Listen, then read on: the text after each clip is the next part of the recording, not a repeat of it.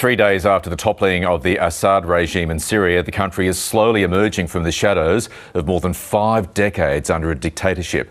Middle East correspondent Matthew Doran is live in Beirut. Matthew, good morning. What's the latest on the ground there? Michael, good morning to you. It will take a long time for Syria to get back to normal, but certainly people are starting to come out of their houses and try to get about their usual lives. We have seen shops reopening today, banks reopening today, and certainly a fewer armed gunmen on the streets. Those armed gunmen having been the ones which flooded into the city of Damascus and led to the toppling of the Assad regime. President Bashar al-Assad fleeing to Russia after 24 years in power, taking over from his father there.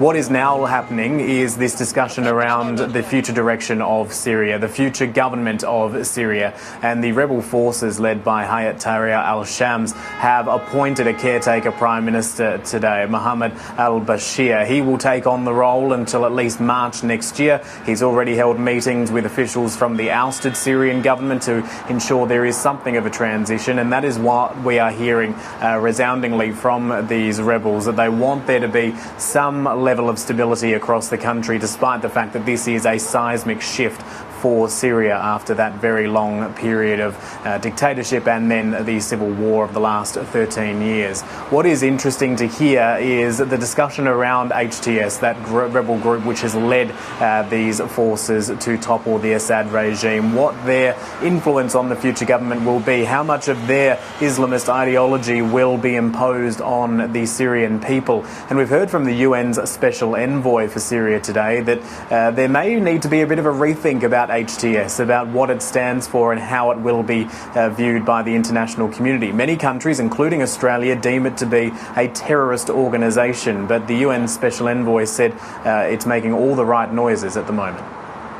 The reality is, so far, is that the HTS and also the other armed groups have been sending good messages to the Syrian people. They have been sending messages of unity, of inclusiveness, and frankly speaking, also we have seen in Aleppo and in Hama, we have also seen, reassuring things on the ground. So Matthew, what is the further criticism of Israel about its ongoing response to what's been going on in Syria? Well, Michael, we've got fresh details this morning as to just how extensive this bombing campaign by Israel has been in Syria over the course of the last couple of days.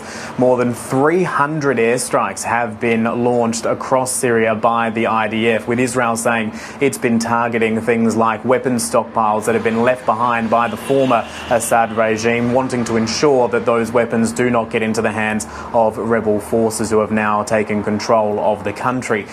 Lop in with that, the fact that Israeli troops remain in that buffer zone between Syria and the Israeli-occupied Golan Heights. They are within Syrian territory, and this is angering many across the Arab world, and of course also the UN, saying that this is a dangerous development, that Israel needs to avoid doing anything which could jeopardize the transformation that is happening in Syria at the moment. And again, we've heard criticism from the Qatari government today, saying that this is an opportunity by Israel trying to seize further Syrian land. For his part, the Israeli Prime Minister Benjamin Netanyahu says he is willing to build ties with the new Syrian regime. However, he is warning it that if it does turn its attention towards Israel and starts to threaten Israel, it will be met with a heavy price.